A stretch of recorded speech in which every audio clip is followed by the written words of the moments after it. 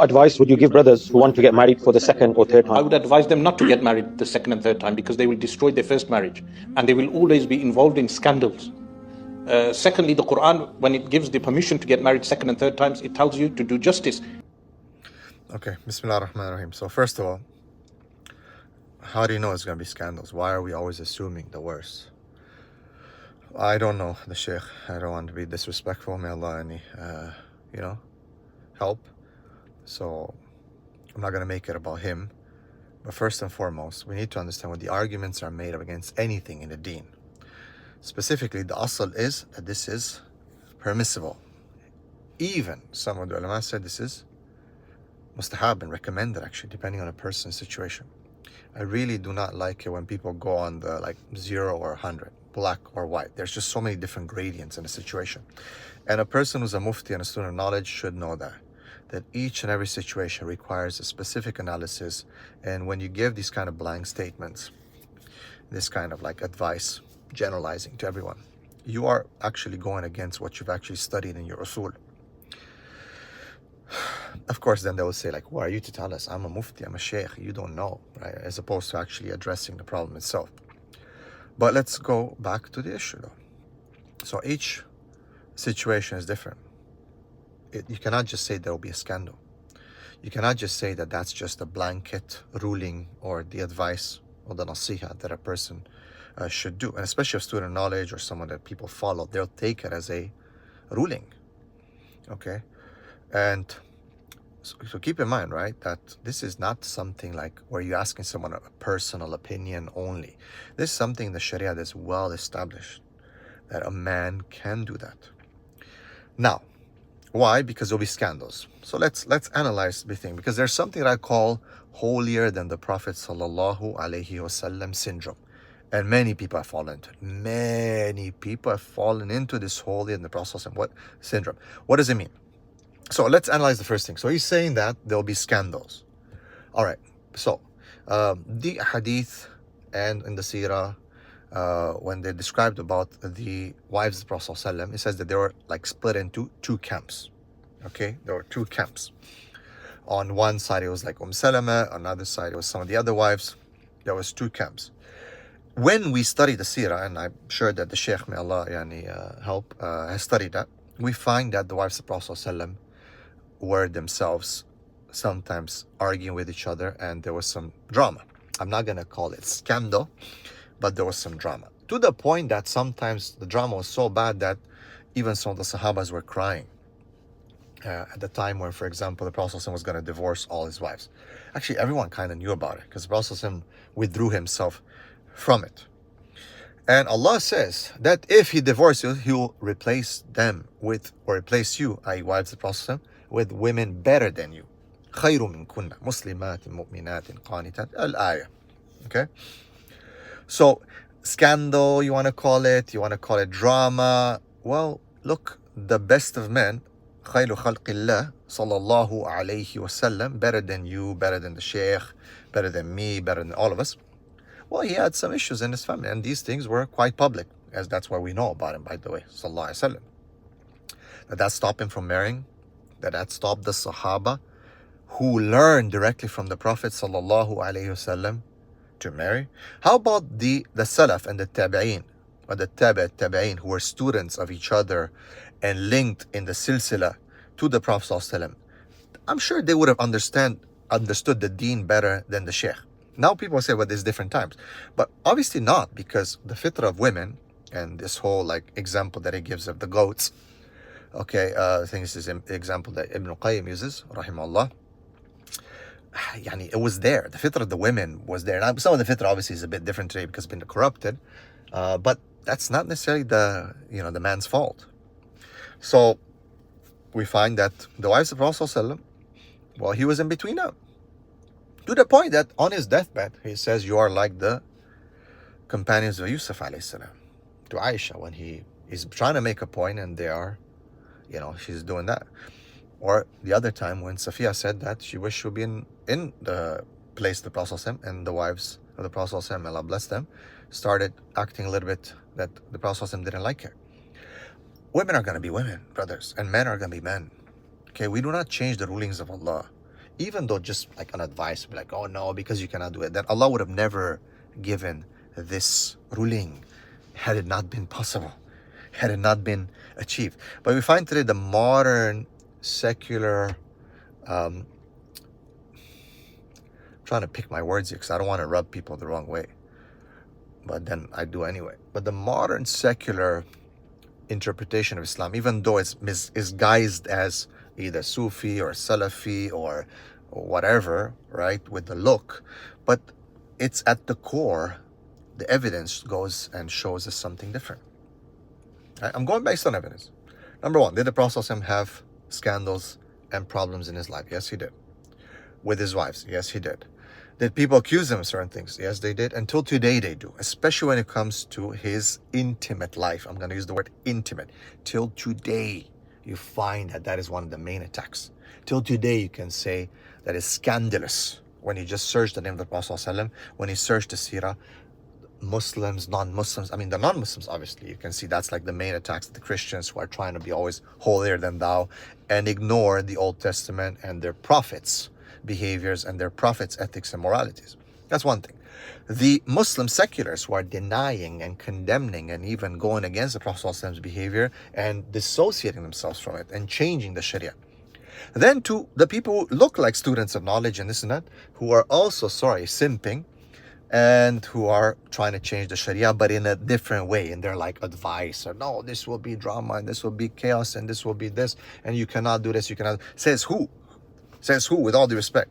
Says who? When Allah says that you can do that, okay, and Allah says yes, that you will not be able to be just. But see, the interpretations, people are saying that no, because Allah says so, therefore it's finished. But then again, you go to the aqwal and the af'al of the Prophet ﷺ, his behaviors and his sayings, and the Sahaba and the Tabi'in, that they understood it better than the Shaykh, with all due respect, and better than me, because they still practice it. But when you study their life, let's again challenge his premise.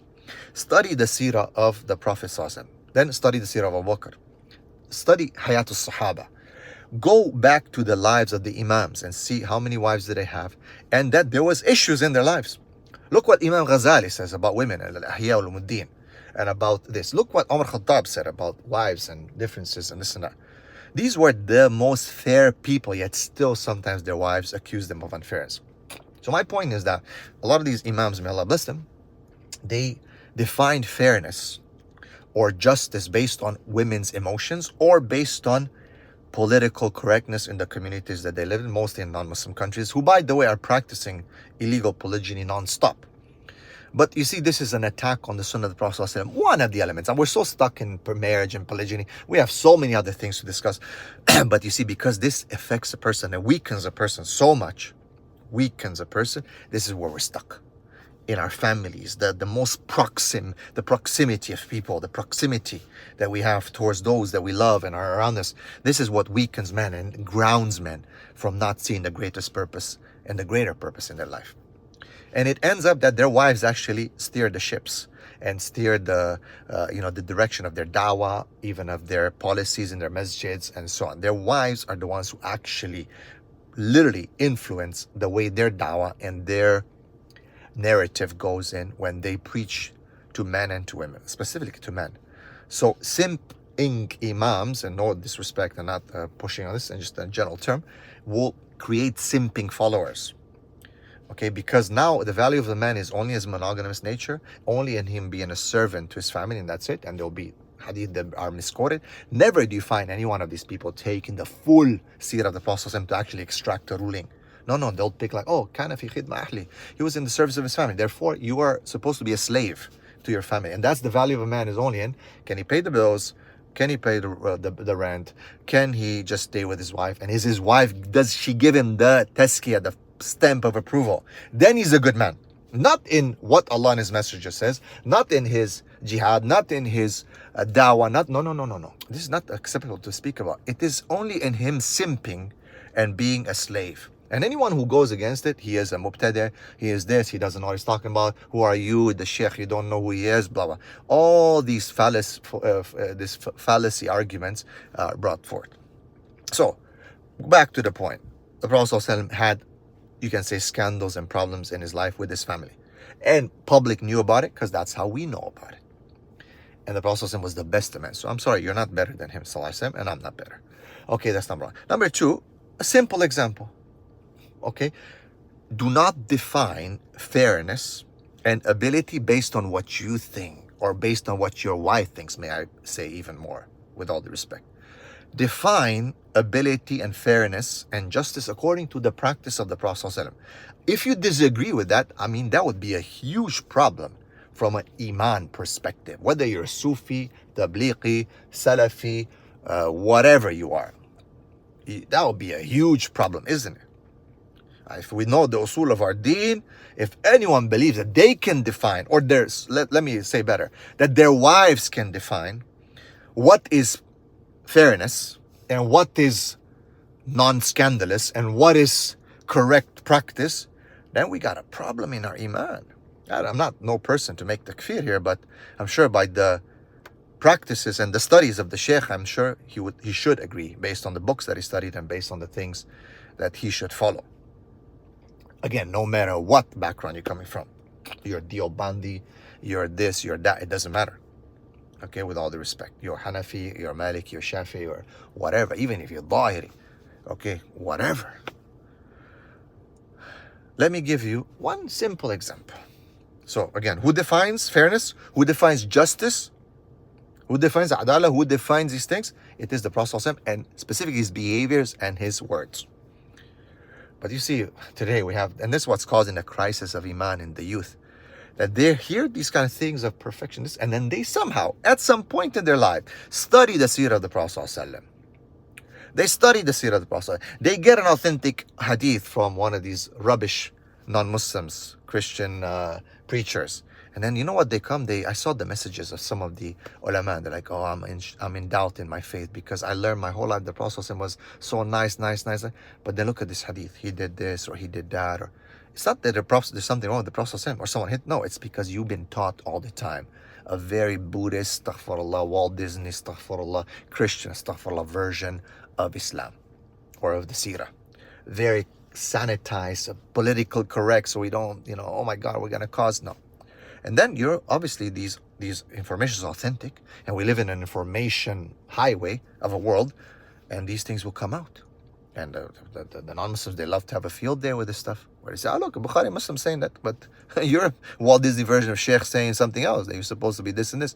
So now people are saying, I have doubts about the Prophet ﷺ's character. I have doubts about the Prophet ﷺ's behavior, because I was raised to believe certain things. No, the Prophet ﷺ was clear. So, one example, in the event, there's different nations, Salama, Aisha radiallahu anha, but when the Prophet ﷺ was accepting gifts only in the house of Aisha. There's other stuff, by the way, but I don't want to cause people faith doubts or problem like that. It's just an issue of wrong conceptualization and conditioning in our mind that causes cognitive dissonance. The Prophet ﷺ is basically being accused of unfairness.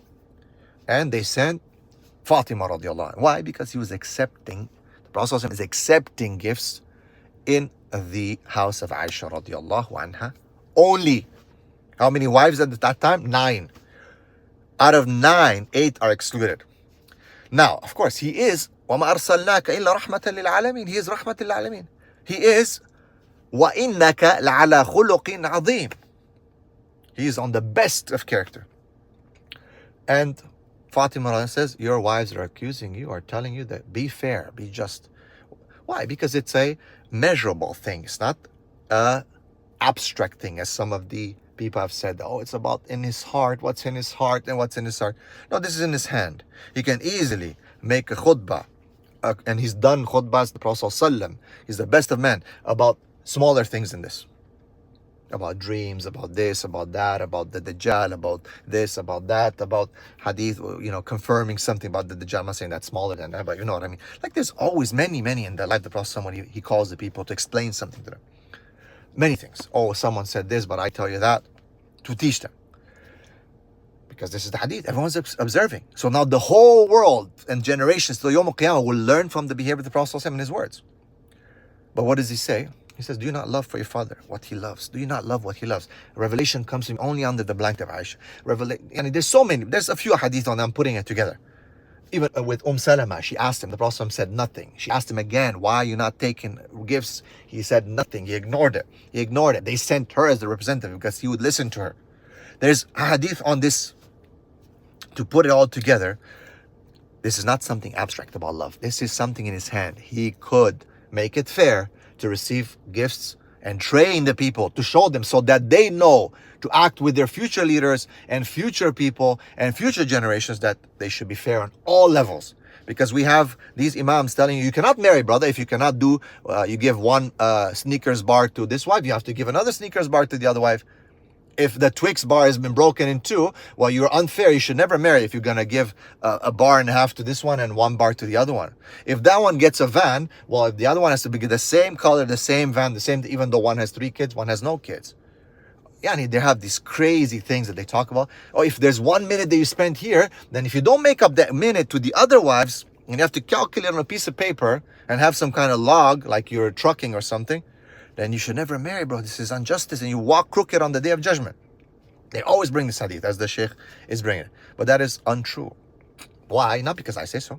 Not because I'm polygamous. Not because of this. Not because of that. Not because I'm unfair. Not because this is unfair and that sheikh's unfair and this one has a scandal. That no, it's because what the Prophet did. It's not about me or about the sheikh or about Mufti so-and-so or about this guy who had a scandal or that guy who had a scandal. It's about what the Prophet did. I'm not encouraging men to be unfair to their wives. I'm not encouraging. All I'm trying to make a point is, what is fairness? Who decides what is fairness? A woman's emotions? The Sharia is based, it seems like, the origins of Sharia today is female emotion. And well, that's not going to work out. Trust me.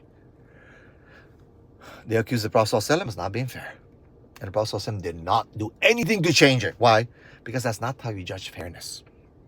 The Prophet ﷺ didn't just sit there and be like, hey guys, just bring me in the house of Aisha. It just happens. Some things will happen where it's not exactly tick, tick, tick. Okay, now tick, tick, tick, I have to make this. Tick, tick, tick on all the wives' houses. Tick, tick, tick, make sure it's the same gifts. Tick, tick, tick, make sure that everyone gets exactly the same size gift. It's organic. But the way these sheikhs make it sound, so they can disqualify, because their wives are actually sitting in the back there, like really stabbing, and deciding their dawahs, is because they themselves are weak, man. So don't make anyone being a goat. The only goat would be the people who are goats themselves. And if you want to call yourself an old goat, then call yourself an old goat. If you want to be an old goat, that's your choice. But if you want to be a bull or a ram, that's also your choice. And the Prophet ﷺ was not an old goat, even though his wives were taunting him sometimes and planning, and they're having issues, and there was big issues with the Surah Tahrim and Surah Talaq, and this was Asbab Nuzul and many things. I challenge you to go to research it, and you'll find that your Walt Disney version of Islam is incorrect. But then it causes people doubts. Oh my God, I'm doubting my faith. I don't know if I believe in the Prophet ﷺ being really the greatest character. I think Buddha was better, and I think Jesus was better. Oh my God, I don't know. I'm so confused. Let me become a secular Muslim and go to a dance at a Free Palestine event. Okay, in Dubki, right? Because that's what's gonna free Palestine. By the way, may Allah free Palestine. Give our brothers real victory. Real victory, not like let's dance. Let's show our bodies as women, because that's the Islam that I'm practicing. Nah. Okay, no. That ain't happening. So, the Prophet could have changed it. The Prophet could have taught, as he taught, even just the smallest things, the smallest mistakes Allah subhanahu wa ta'ala has showed us as a lesson to mankind. He did not. He said, this is what your father loves. And Fatima radiallahu anha, she understood. And they understood, and they stopped. This is a measurable. You have to understand, abstract versus real. Abstract is feelings, emotions. Of course, no one can judge you, as Allah subhanahu wa ta'ala, and He told us, and as the Prophet, and as many of the people have commented when it comes to this. It's about the feelings. It's about Allah will not hold you about the feeling. No, I'm not talking about feelings. I'm talking about behaviors. I'm talking about measurable behaviors. I'm talking about quantity, gifts that you can measure. Women, 8 of them are being deprived of receiving the same benefit that Aisha's receiving. Aisha's receiving extra benefits from people. And people will say, but it's not the Prophet doing it, it's people. Yeah, but he can stop them. He can teach them justice. He can teach them what adala really means. Because according to these sheikhs and these interpretation of how polygyny should be done or not done, well, the sheikh should, the Prophet ﷺ should teach his followers to bring gifts on the different days. And there's other incidents, I'm not going to get into it, where it shows that it's not the Twix definition of fairness that some of these sheikhs have, but there's an actual organic behavior that a man has. He's going to try his best to be just. He's not going to try to take away from his wives. He's not going to try to, when he starts weaponizing his resources, when he starts being evil and taking this and taking that, and it's not just like, he's just normal, he's doing his thing, right? Because the people think in polygyny that that's it, your whole life is just about women. It's not. Your life is about your mission, Islam, and women come in there in between the cracks of your mission, in the little spots. Yes, it's a responsibility, but people have made it that everything is about a woman, the marriage, the polygyny. No, a man is on a mission. His wives come along as passengers on his ship. He makes the decisions. He will be responsible on the day of judgment, but you're not the one to define what is justice and what is not justice. That man will have to deal with Allah subhanahu wa ta'ala on the day of judgment. And if he was fair, and the fairness is not for you to decide, it's actually for him to decide based on what he knows of the deen and how much he learns, and he needs to do, of course, he needs to literally learn and understand what the fairness and do his best. First of all, is based on intention, based on action, to do his best. Then he will stand in front of Allah subhanahu wa ta'ala. But don't try to stop people from marrying polygyny. Again, why? I'm going to say for the 1000th time as to why not. And I feel really sorry for these imams because, well, I guess they are old goats between young goats being smashed. I'll tell you why. Because people are still practicing polygyny, man. You're not stopping it, man. They are still doing it illegally, unlawfully, on pornography, on site, in real life, in whatever. You're opening the doors for haram like crazy because it's so easy. Well, guess what? I told you many times, guys, pornography is a form of polygyny. It's just transacted online. Why? Again, I told you, and I asked the people who are standing against me, I always tell them, do you stick to one performer only? Astaghfirullah. And the brother's like, no, brother. I said, that's exactly what polygyny means. You're not monogamous in your pornography, guys. Okay? How many guys tell me, I'm only monogamous? I'm like, bro, come on. You just told me that you're addicted to pornography. Yeah, brother, but it's different. It's not different. It's just the medium of the transaction changes from real life to virtual. Just like people accept that there's virtual unfaithfulness, therefore there's virtual polygyny. Virtual haram, virtual this, virtual that. If you say, well, porn is haram, well then, obviously, because it's virtual zina. So these men are not sticking to one porn star, by the way. All of them admitted that they go to the different ones. They're not monogamous and sticking, I love this woman, I'm so committed to her on pornography, I'm not going to look at anyone else. No, they continue to go to different ones because that's polygyny. Yeah, to them, they think because the transaction medium has changed and I am online now, therefore, it's okay. It's not so bad as if I were to. No, it is, bro, because you're committing horrible sins against Allah while you could be committing the halal. And that's it. But it's because of lectures like this, may Allah guide, and because of people like this, may Allah guide, that brothers are confused. And be like, oh, man. Well, I guess I can, because I cannot be just, right? I cannot do the Snickers bar and the Snickers bar, I guess, or, and the 1 minute and 5 seconds here, and so therefore 1 minute and 5 seconds, but it was 3, even if you break the seconds in, then it's for not fair. No, it's not like that, bro. So therefore, let me just go, to the haram stuff, the pornography. It's still polygyny, but at least, I'm not hurting anyone. I'm not hurting my wife. Yeah, you are. You're hurting yourself. You're hurting your wife. Guys, wake up, man. Wake up. Don't allow these imams to define for you what is halal and haram. That's why I keep saying to people, go to the ulama that give dalil, not just their opinions. Go to the ulama that give dalil. Where's the dalil, bro? Why do we not study seerah anymore? Why do we have to get like those washed down versions of books of seerah where, things have been removed? And look at the whole world is moving towards that, towards removing the real seerah from the books of the ummah. But they cannot do it. Okay? And again, you will find anyone who does not give you evidence from the Quran and Sunnah, you'll find that they'll go astray. whatever. They can dress as one and they want. They can say, oh, why are you wearing sunglasses, brother? You wearing a shirt, bro? Wow, look at that, man. Look at me, I'm wearing kufi. Yeah, bro. The Prophet ﷺ didn't dress like you. Okay? Didn't dress like me. Well, I'm not claiming that I dress like that. But I'm not also claiming that I have authority just because I dress a certain way. Or I don't. I wear thobe, I wear shemagh sometimes, I wear ghutra, I wear turban sometimes. It doesn't matter. What matters is, what did the Prophet ﷺ say? What did he do? That's what ends the argument. Let's listen to the rest of the video. Advice would you give brothers who want to get married for the second or third I time? would advise them not to get married the second and third time because they will destroy their first marriage and they will always be involved in scandals. Secondly, the Quran, when it gives the permission to get married second and third times, it tells you to do justice, but it informs us you will not be able to do justice amongst the women. The justice between the women, a man who is unable to do justice on Yawm al-Qiyamah is resurrected half paralyzed.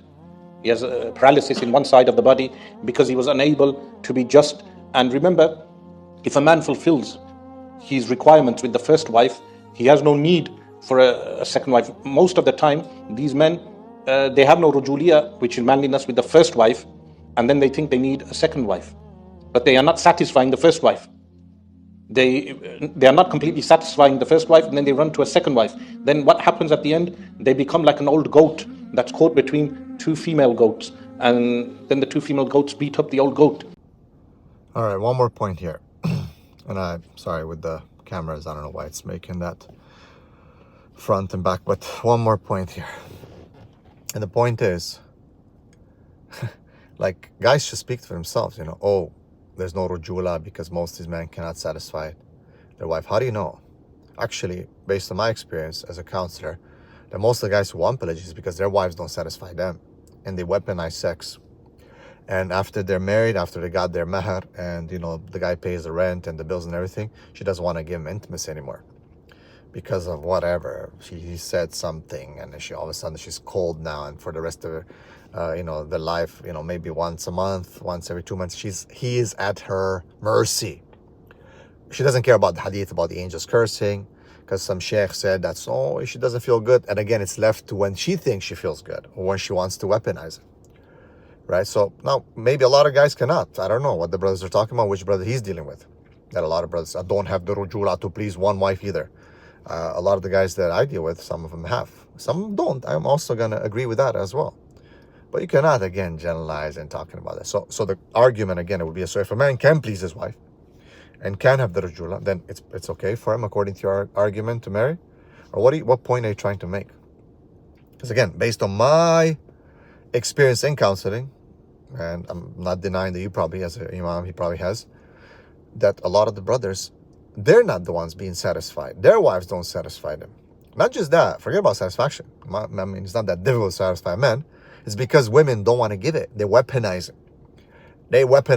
They will twist the man left and right because they know how much the man wants intimacy. And they know that they're going to get whatever, whether it's a riba loan to buy a house, whether it's that whatever, whether it's him being simping or whatever, they're going to use intimacy. So then, yeah, a lot of the men that do come and try to get intimacy, get a second wife, many of the reasons are due to the fact that that first wife is not fulfilling his rights, his needs, and she's weaponizing intimacy against him. So again, like you're getting, you're using your sparrow understanding to basically rule on all the avian, all the birds in the world. You got only a sparrow understanding of what actually goes on, it seems, which is your experience. But then you're judging that all the birds in the world look the same according or are based on the experience that you have with the sparrow. It's not like that. There's vultures, there's eagles, there's all kinds of birds. Okay, and you cannot just judge based on what you have. Anyway, I guess some people want to be goats, old goats, and some people want to be rams and bulls. You choose who you want to be. Indeed, last but not least, you have to do your best to make justice. You're not going to be able to fully do justice. The Prophet was not stopped from marrying because he couldn't, according to the ayah, according to the hadith and certain things. Again, I'm not accusing, a'udhu billah.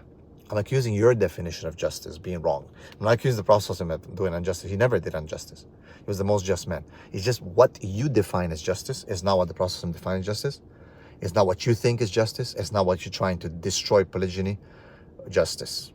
Okay, justice is what the Prophet did. If you can do close to that, Bismillah, go get married, bro. Especially when a woman is weaponizing sex against you and she's not giving it to you, and you're paying all the bills and you're doing all the things, you're doing your best as a man, well then go get married, my brother. Go get married. Bismillah.